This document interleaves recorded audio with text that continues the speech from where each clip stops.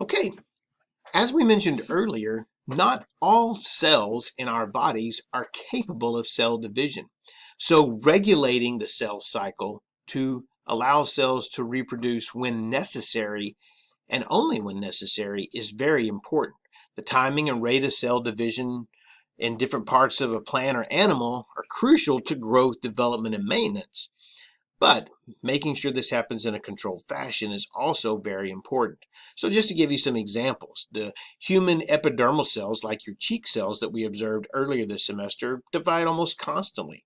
Human liver cells can divide, but only if needed, only if they get damaged. Mature muscle and nerve cells do not have the ability to divide. So it's very interesting, and there's a lot of research that's being done in this area because all of these cells in our body have the exact same genome. Now, some of the research points to what are called chemical checkpoints. Checkpoints using enzymes like kinase enzymes or these chemicals called cyclins that will allow for the cell to recognize checkpoints and only allow the cell to pass from one checkpoint to the next and ultimately divide if it is supposed to. Much of this research is still in its very early stages, but something as simple as understanding cell division is key to understanding how cancers work. And it's really amazing that understanding the basic cycle of the cell and its life seems so simple, yet reminds us of how much we really have to learn. Now, you'll recognize this figure as the cell cycle interphase consisting of gap1, synthesis, and gap2, followed by the mitotic phase and cytokinesis. But notice that there are these checkpoints that will be used to help control the cell cycle. So the first checkpoint is the G1S checkpoint. This is the start.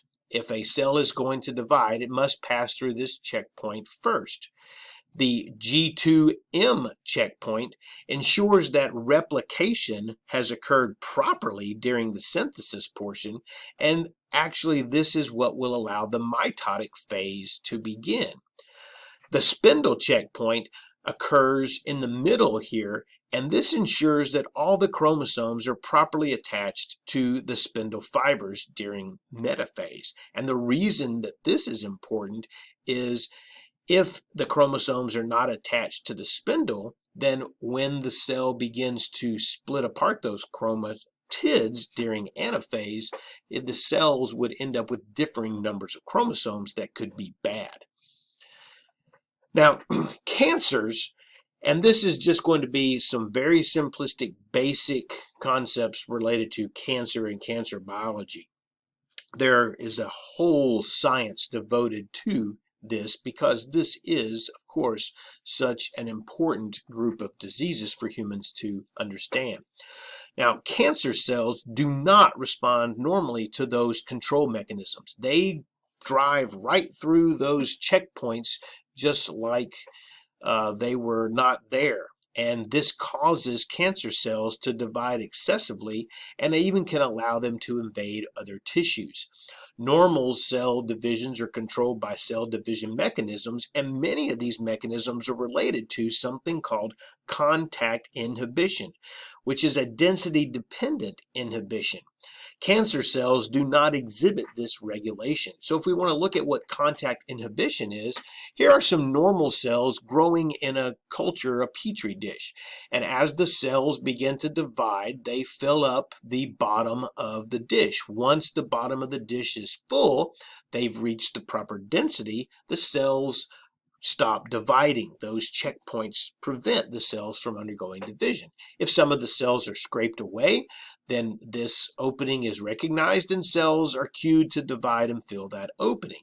This occurs during normal cell division, normal mammalian cells. Cells that are cancerous do not recognize this density-dependent inhibition, and they continue to divide over and over and over. And These cancers begin when a single cell in this tissue undergoes this process called transformation. There's lots of different carcinogens that cause transformations, processes that convert a normal cell into a cancerous one. Many times our immune system recognizes this transformed cell that's dividing out of control and it destroys it. However, this is not always the case, and the transformed cell sometimes evades the immune system and can form a tumor, which is a mass of these abnormal cells. Now, tumors can fall into two categories: benign tumors, which are abnormal cells that remain at the original site and simply just form a lump. Most of these are not harmful and, in fact, can be easily removed surgically. It's the malignant tumors that are the dangerous ones. These are capable of invading other tissues. Many times they impair the functions of tissues or organs. They may cause serious damage. They may also be capable of something called metastasis. And metastasis is where these cancerous cells are able to spread to other parts of the body through either the lymphatic or the circulatory system. So here we can see a tumor in this person who has breast cancer. And as the tumor grows, some of these cells break free and they can actually enter the blood system through the blood vessels, or in the lymphatic system through these lymph vessels. And these cells can be then transported to other parts of the body where they can form additional tumors.